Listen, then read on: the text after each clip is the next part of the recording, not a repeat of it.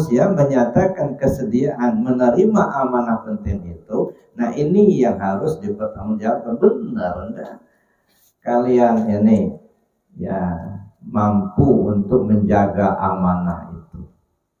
Nah dalam rangka menguji kesetiaan kita terhadap amanah penting tersebut, ya, lalu kemudian Allah menciptakan yang mati dan yang hidup. Orang beriman ini oleh Allah diseru, ya ayyuhalladzina amanu ittaqullah, wahai orang beriman patuhlah sama Allah. Wal tanzur nafsum ma qaddamat lighad. Nah kalau betul kalian memang sudah percaya sama Allah, ada niat kepatuhan kepada Allah, nah coba sekarang mumpung di awal tahun, coba introspeksi. Nah, kita introspeksi diri kita masing-masing. Apa yang sudah kita persiapkan untuk hidup kita di hari esok, artinya di akhirat nanti. Ya. Udah seperti apa persiapan kita? Sebab kehadiran kita di dunia ini, tujuannya apa sih tujuan kita hidup di dunia ini? Ya, khalaqal mauta wal hayat liyabluwakum ayyukum ahsanu amala. Allah menciptakan yang mati dan yang hidup untuk apa? Karena Allah akan menguji kamu. Nah, jadi kita ini diturunkan ke dunia ini karena kita akan diuji oleh Allah. Ya, apa yang diuji? Mengapa diuji? Karena dulu ya waktu kita masih di alam arwah dulu gitu ya. Manusia belum ada di bumi, belum ada hidup di bumi ya. Allah telah menawarkan kepada semua makhluk ketika itu. Inna aradnal amanata 'ala samawati wal ardh. Kami tawarkan sebuah amanah penting kepada bumi, kepada langit, kepada bukit gunung, kepada malaikat. Ya. Siapa di antara kalian yang sanggup menerima amanah penting ini? Nah, semua menolak. Yang bumi nggak sanggup, yang langit pun tak sanggup, malaikat pun nggak sanggup. Nggak sanggup untuk menerima amanah penting itu. Wa hamalahal insan. Nah manusia, makhluk yang bernama manusia menyatakan kesanggupannya untuk menerima amanah penting tadi. Ya. Nah, jadi oleh karena itu diserahkanlah amanah penting itu kepada makhluk yang bernama manusia. Nah makanya kalau binatang mati dia tidak diminta tanggung jawab karena dari awal mereka sudah menolak. Ya. Kepada bumi tidak diminta tanggung jawab, kepada langit tidak diminta tanggung jawab, ya. Malaikat tidak diminta tanggung jawab karena awalnya sudah menolak. Manusia menyatakan kesediaan menerima amanah penting itu. Nah ini yang harus dipertanggungjawabkan. Benar enggak kalian ini ya mampu untuk menjaga amanah itu? Nah dalam rangka menguji kesetiaan kita terhadap amanah penting tersebut, ya, lalu kemudian Allah menciptakan yang mati dan yang hidup. Mana yang mati? Jasad. Mana yang hidup? Ruh kita. Nah jadi khalaqal mauta wal hayat liyabluwakum ayyukum ahsanu amala. Allah menciptakan yang mati dan yang hidup karena Allah akan menguji kamu. Ya, benar enggak kamu itu setia dengan sumpah dan janjimu dulu gitu. Yang katanya sanggup menerima amanah penting tadi. Nah, dijadikanlah yang mati dan yang hidup. Yang mati jasad, yang hidup ruh. Nah, kalau jasad, kalau ruh sudah berjasad, berarti kita sudah di bumi. Nah, kalau tadinya kan ruh kita belum berjasad, nah, jadi belum bisa diminta tanggung jawab karena belum berjasad.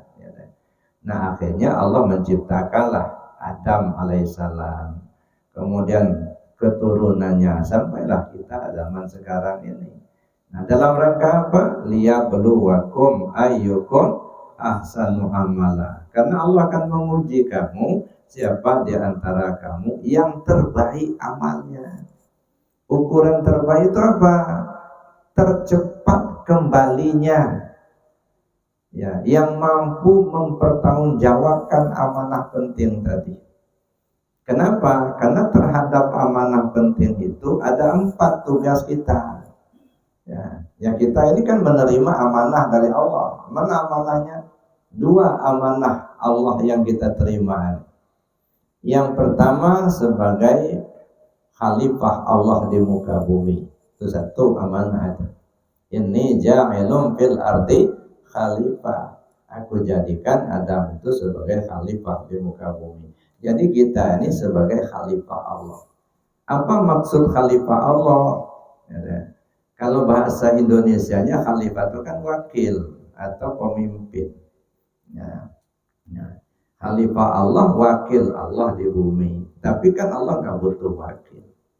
Jadi khalifah Allah itu artinya kita manusia ini diberi amanah oleh Allah untuk menampilkan sifat-sifat Allah selama kita ada di bumi ini. Itu tugas kita terhadap khalifah tadi.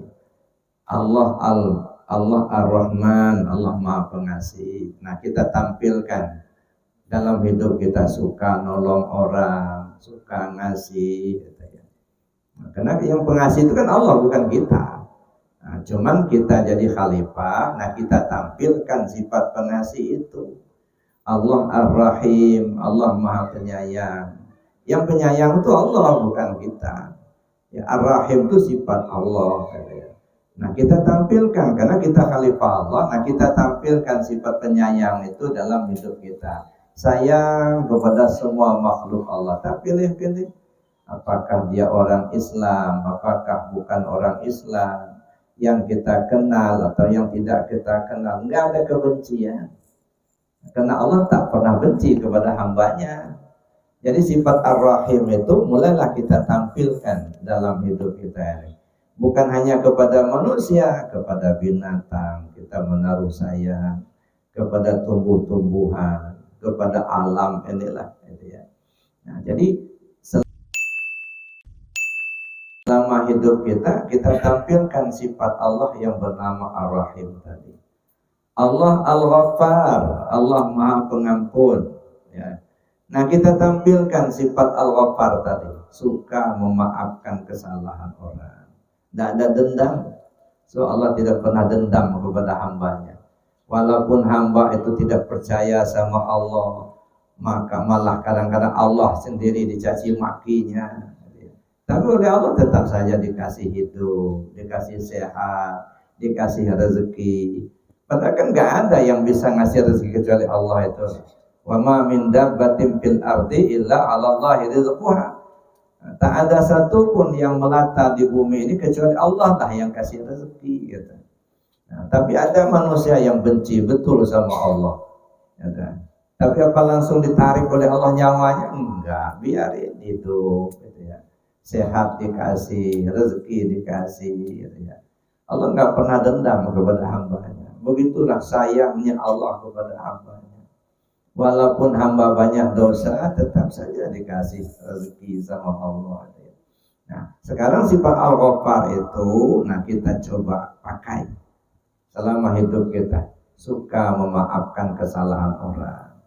Sekecil apapun kesalahan kita kepada orang lain, senang kita meminta maaf.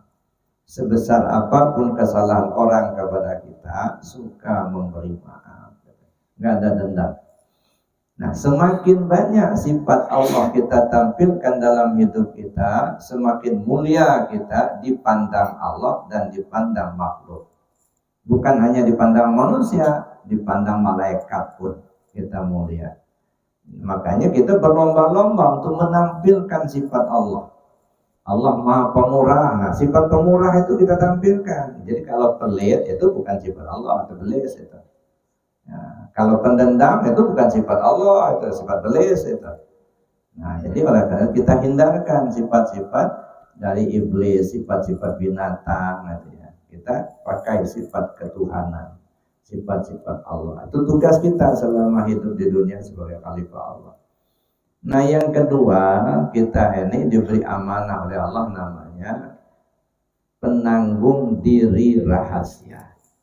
Nah, kita ini penanggung diri rahasia ini, ya kan? Terhadap yang satu ini, penanggung diri rahasia ini, ada 4 tugas kita.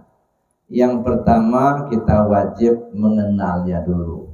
Kenali dulu siapa ini diri rahasia ini. Satu. Yang kedua, kita perlu jaga.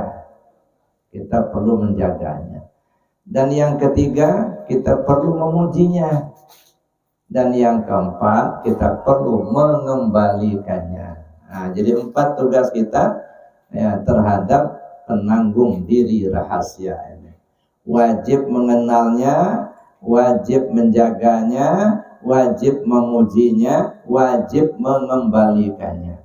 4 macam tugas ini harus selesai sebelum ajal tiba. Sebelum kita mati, sebelum kita tinggalkan dunia ini, 4 tugasnya harus selesai dulu.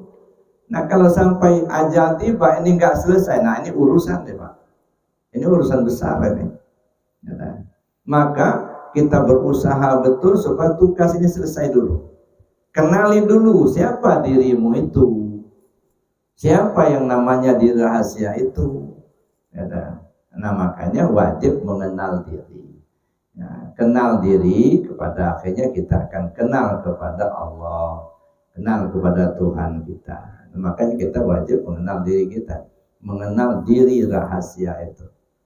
Nah, sesudah itu kita jaga. Nah, kalau bahasa umum menjaga itu apa itu? Kalau tadinya bersih, gimana supaya baliknya bersih juga gitu. Dulunya roh kita ini kan tahunya dengan Allah, dia nggak mau tahu dengan yang lain. Makanya sampai sekarang roh kita itu yang maunya itu apa? Audiensi dengan Allah. Dia nggak butuh yang lain, nggak. Itu roh kita. Ya, jadi kebutuhan roh kita itu selalu beraudiensi dengan Allah. Dia selalu ingat kepada Allah. Gitu ya. Nah, inilah Bapak Ibu yang saya hormati, kita jaga bersih. Jangan sampai setelah kita turun ke dunia ini, begitu kita balik nanti udah kotor. Ya. Yauma la yanfa'u malu wala banun illa man atallah biqalbin salim. Pada saatnya nanti ya yauma la yanfa'u malu wala banun, pada saatnya nanti hartamu, anakmu, istri, suami enggak bisa nolong. Yang selamat hanyalah yang datang menghadap Allah dengan hati yang bersih, bersih dari selain Allah. Yang dia tahu cuma Allah. Maka di hati kita ini gimana caranya menghilangkan sangkutan hati. Tak tersangkut dengan jabatan, tak tersangkut dengan harta, tak tersangkut dengan makhluk. Hati itu hanya tersangkut ke Allah aja gitu. Nah, ini tidak gampang Bapak Ibu menghilangkan sangkutan tadi. Oleh karena itulah yang kedua itu perlu kita kenal. Kalau tadinya kita bersih turun ke bumi, bagaimana sepulang nanti juga dalam keadaan bersih. Kenapa? Innallaha ta'ala thayyibun la yaqbalu illa thayyiban. Allah Ta'ala itu maha indah, maha bagus, maha suci. Dia tidak terima kecuali yang suci juga.